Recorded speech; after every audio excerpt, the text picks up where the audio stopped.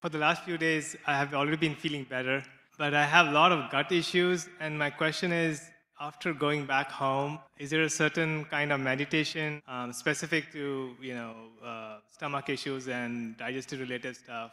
So would it be a good idea then if you could program your autonomic nervous system with the blessing of the energy centers?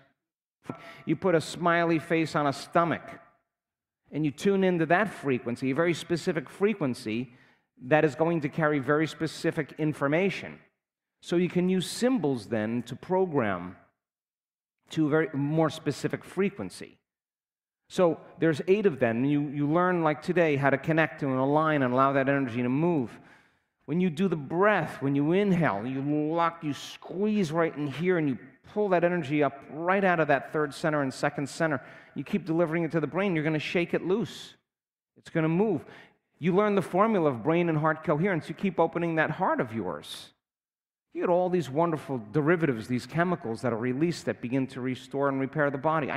I can't tell you how many people in this work that have had digestive problems just create a coherence in this brain here, and the whole game changes. I mean, the whole game changes. I've seen them allergic to everything. We had a lady that was at an event in Brighton.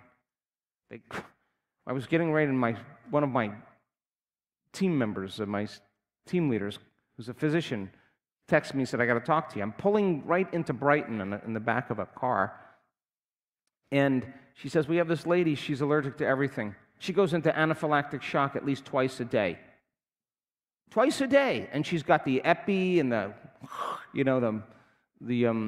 albuterol and all the things, the antihistamines. She wants to know if she can come to the event." Tough decision here. I want her to come and participate, but I don't want her to be disruptive to the audience and that we have to drag her out if she has a problem. So I say, "Well, can she live stream it from her room?" I said, "All right." I walk into the ballroom, and there's a 2nd floor. I said, "Put her up in the corner on the 2nd floor." And I had to go through that area, back behind the stage, down and go onto the stage, and I would see her. And I would walk past her. She had the ventilators was before masks were fashionable.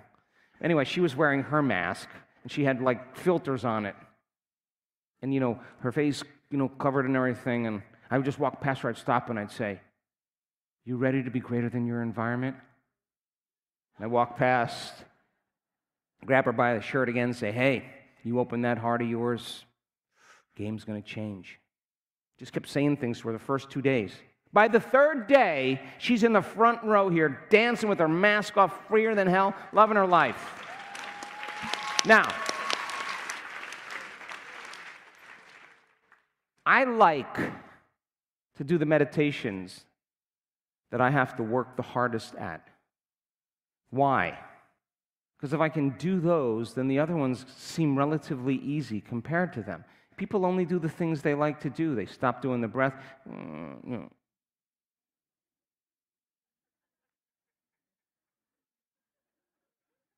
Yeah, many people said, "Well, I really don't do the part where the space," and so I just cut right to them. Let's get right down to business. Well, really? You haven't changed your brain wave, or you're not there. So there's a reason why we do everything. And by the end of the event, you'll know exactly what meditation to do. I like when you have a health issue to get your body moving. There's people in this room that, boy, they can walk. Oof. They open their heart, and they go, and they are embodying it. So you mix it up. You play a little bit. You get creative. You pick the tough ones, and you work on overcoming whatever that program is. And you evolve it. So learn the formula of brain and heart coherence. Once you learn the formula, then you can evolve your experience with all the different meditations. And so there's so many that would help you, but I would start with the blessings.